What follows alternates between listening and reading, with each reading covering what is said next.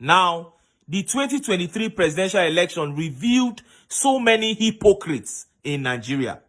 There were people we used to respect, people we used to regard, but their actions and inactions and utterances during and after the 2023 presidential election showed us that these people don't deserve respect.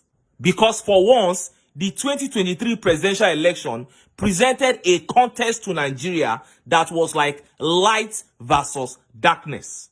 So you are either with light or you are with darkness. So anybody that took sides with darkness before, during, and after the election does not deserve the respect of Nigerians.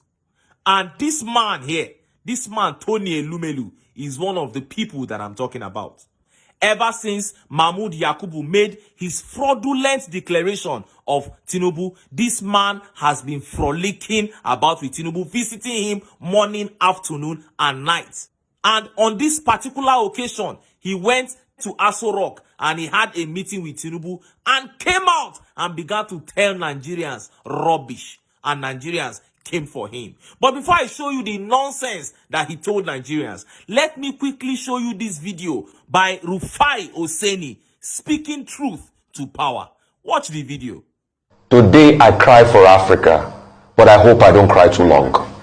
The beauty of Africa is fading away because people that are supposed to be proudly Africa, that are supposed to call on Mama Africa every time to bring peace and succor to its people, are the ones taking the peace away from its people. The beauty of Africa is fading away. And I ask, where is Africa today? All over Africa, we have returned to the era of coups. Between 1957 and 1990, we had over 100 coups in Africa. In the space of a couple of months now, we've had 2 coups. The question is, where is it going to happen next on the African continent? What starts the cycle of all these coups? Bad leadership. I would also condemn Ali Bongo, the seat-tied president of Gabon, that inherited the presidency like it's a family stool from his father, Omar Bongo. Despite the wealth and the oil resource in Gabon, never provided anything for the citizens, but provided all for themselves. Despite his own ill health, we all saw when Ali Bongo had a stroke and he had to move around in a gingerly form, but he still went ahead to sit tight in power. And that's what you see all over Africa. Should I talk about Bouteflika? Should I talk about Emmerson Mnangagwa? That now he's won another election that are highly disputed in Zimbabwe. Ali Bongo pushed himself on and on. He finally won the election, but the coup plotters said, no, we can't allow this to continue in our country. Wow, that was Rufai there, putting it succinctly as always. And it is very clear.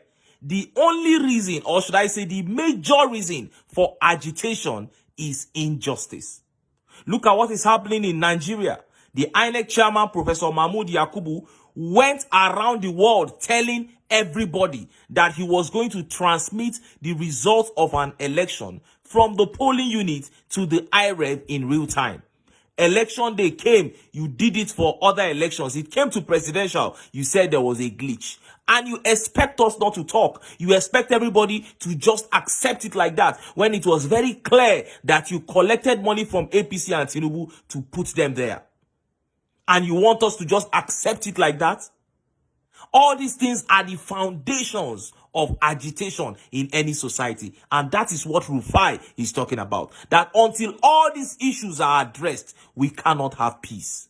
Now, let me show you the video of where Elumelu went to Aso Rock to visit Tinubu, and then he came out to grant an interview and began to say rubbish. Watch the video.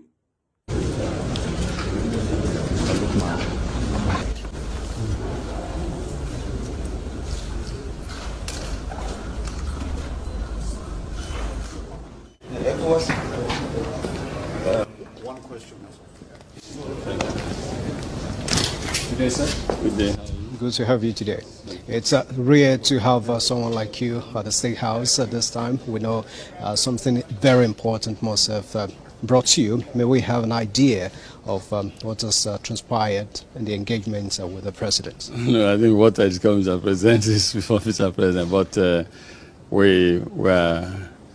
the private sector is encouraged with the bold decisions President Bola Ahmed Tinubu has taken, and we hope that in the fullness of time, Nigerians will benefit from it, because it's all about Nigerian people. It's all about youth. It's all about making sure our women are involved and empowered. It's all about making sure our youth get jobs.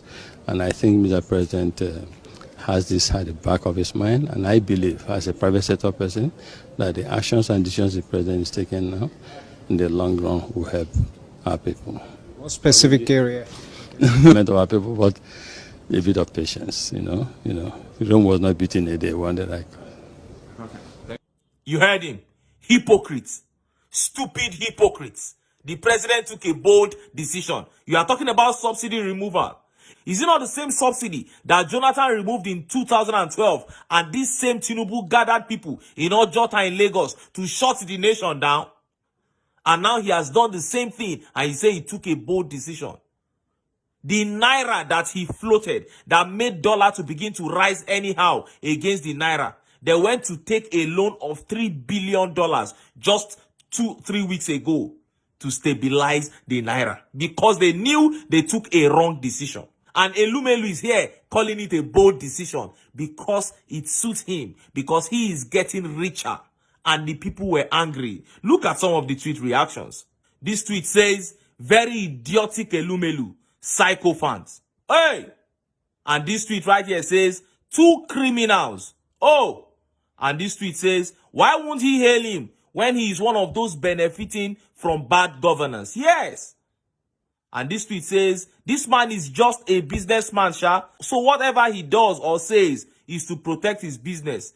This one no get time for good governance. In fact, he is one of the most beneficiaries of irregularities in the system." Yes, the people can die for all they care as far as they make their own profit. And this tweet says, "See animal talk." My brother, now animal talk. People should be patient until they all die.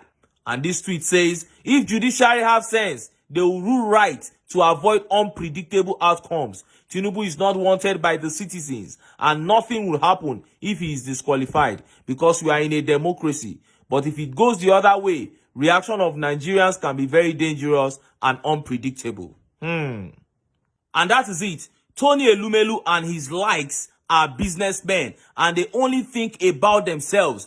Every meeting they have, everybody they are meeting, every motive of theirs is to make profit. So they really don't care if the people are suffering, as far as those hard policies put more money in their pockets. They will continue to support those policies. But my question to the common man is, do you think about yourselves? As a common man, how do you view politics?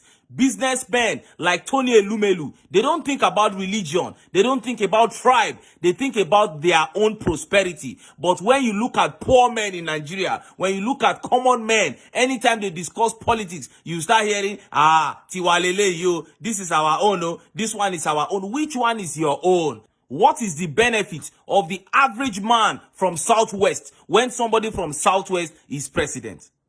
Buhari was president for 8 years. In his own state, in Katsina, bandits were having a field day. What does that tell you? This is not about tribe. It's not about religion. It's about competence.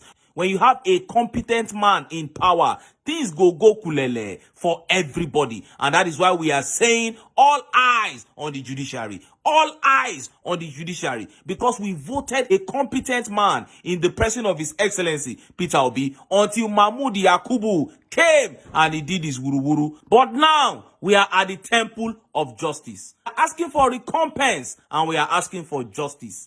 Enough evidence have been provided.